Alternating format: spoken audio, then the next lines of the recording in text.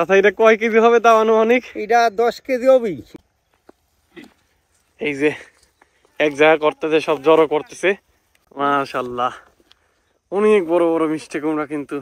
মাশাআল্লাহ, কত আরো আছে না? হ্যাঁ হ্যাঁ, আরো আছে। আচ্ছা, জাল নিয়ে আসেন, সব দেখাবো। এরা মিষ্টি কুমড়া কয় বিঘে লাগাইছেন? লাগাইছি 1 বিঘি। 1 বিঘি? হ্যাঁ।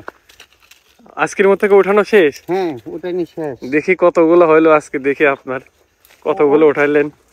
আমি কিন্তু তাদের সাথে এখন কামলা হয়ে গেছে দেখতেছেন, আর তাদের একটু সহযোগিতা করতেছি, পাশাপাশি ভিডিও করতেছি। যে অনেক বড় কুমড়ি আমার হাত লাগিয়ে যাচ্ছে, প্রায় 10 কেজি হবে, এক হাতের পর নিয়ে যাচ্ছি, তার একটু সাহায্য করতেছি।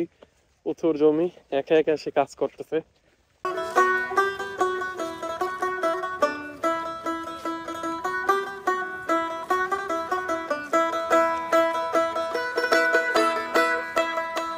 আচ্ছা চাচা, এই মিষ্টি কুমড়া মানে স্যাম্পলে আপনারা আমরা দেখতে পাচ্ছি কোনো জাংলা নাই। না, এটা বেগুনের গাছের পর, বেগুনের গাছের উপরে এত এত মিষ্টি কুমড়া ধরে আছে। আপনারা দেখেন এখানে কতগুলো মিষ্টি কুমড়া হবে আনুমানিক? অনুমানিক 30টা। 30টা মানে কয় মন হবে তাও? 30টায় 3 মন পারে যাবে। 3 মন পারে যাবে। এটার দাম কি রকম হবে? দাম 1000 টাকা। 1000 টাকা মন? 1000 টাকা মন। ও, তাহলে তো বাম্পার ফলন। আচ্ছা, ভরেন দেখি। দর্শক, আমরা দেখতেছি এখানে চাচা মিষ্টি কুমড়ো উঠাইছে, 30টা প্লাস হবে এমন মন্তব্যই করছে, কিন্তু আমরা এখনো গুনি নাই। তবে 3 মন প্লাস হবে এমন কিন্তু বলেছে। অনেক বড় বড় মিষ্টি কুমড়া, এখানে কিন্তু 10 কেজি 12 কেজি ওজন। তাই এইটা তো মনে হয় 10 কেজি পার হবে।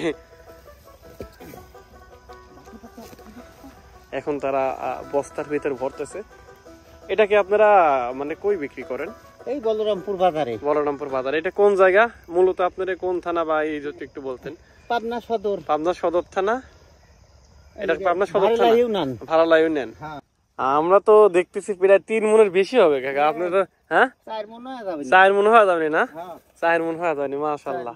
আচ্ছা, এই জমিতে আগে কি ছিল? শুধু মিষ্টি কুমড়া না আর কোনো ক্ষেত ছিল? আগে বেগুন ছিল। বেগুন ছিল, তারপর বেগুনের পরে শসা, তারপর শসা, তারপরে কুমড়ি, তারপরে মিষ্টি কুমড়া না? হ্যাঁ। বাহ বাহ, মানে এক খেতেই 3টি অলরেডি।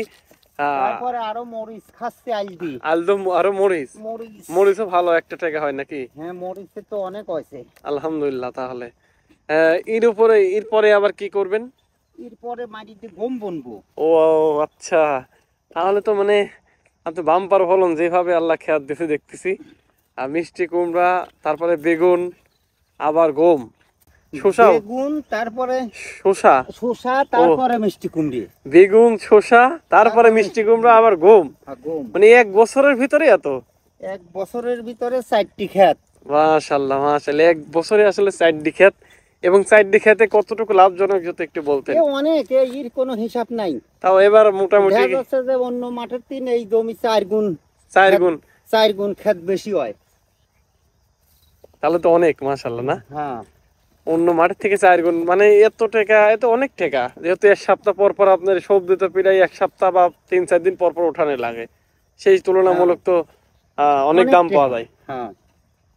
তো আপনি কতটুকু লাভজনক যদি আপনি নিজ মুখে বলতেন এই ক্ষেত করে, এই সবজির ক্ষেত? এই ক্ষেত করে আমার দেখা যায় অন্য জায়গায় জমি চষি মশিতে আসে না, ক্ষেতের পিছনেই খরচ হয়ে যায়। এই জায়গায় এসে আমরা দেখা যাচ্ছে যে সারা বছর বসে খাই। অন্য তুলনায় এই সবজি চাষ করে একটু মানে লাভবান, বা সারা বছর বসে খান, সারা বছর খরচ এখান থেকে হয়ে যায়। এখান থেকেই হয়। প্রিয় দর্শক, আমি এখন সরাসরি পাবনা জেলা চর বলরামপুর গ্রাম মাঠ থেকে সরাসরি আপনাদেরকে দেখানোর চেষ্টা করতেছি। একজন কৃষক আমাদের যে এই মাঠটা আছে বা চক বলে যেটাই বলি না কেন, তারা কতটুকু এই ইয়াতে জমিতে লাভবান সরাসরি কিন্তু আপনাদেরকে জানানোর চেষ্টা করতেছি। আসলে আমাদের এই মাঠটা বা জমি বা চক যেটাই বলি না কেন, এখানে কিন্তু প্রচুর সবজি উৎপাদিত হয়। এক সবজির ক্ষেতে কিন্তু 3-4 পদের সবজি কিন্তু উৎপাদিত করে, এই জন্য কৃষকরা একটু লাভবান হয় নাকি? আবার দেখা যাচ্ছে অন্য মাঠের দাম হইলে 15,000, এখানে 30,000 টাকা বিঘি, তাও তো লাভ। হ্যাঁ।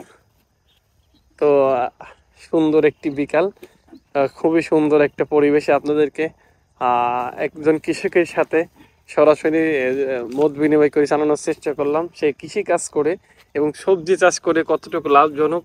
এবং অবাস্তবে একটি কাহিনী দেখছেন, কত বড় বড় মিষ্টি কুমড়ি, জাস্ট সামান্য একটা দেখেন কেমনে দেখা যাচ্ছে, এর ভিতরে কিন্তু ধরে আছে এক একটা বুলেট বুলেট মিষ্টি কুমড়ো উঠাইছে এবং অনেক মিষ্টি কুমড়া কিন্তু জমিতে আছেই।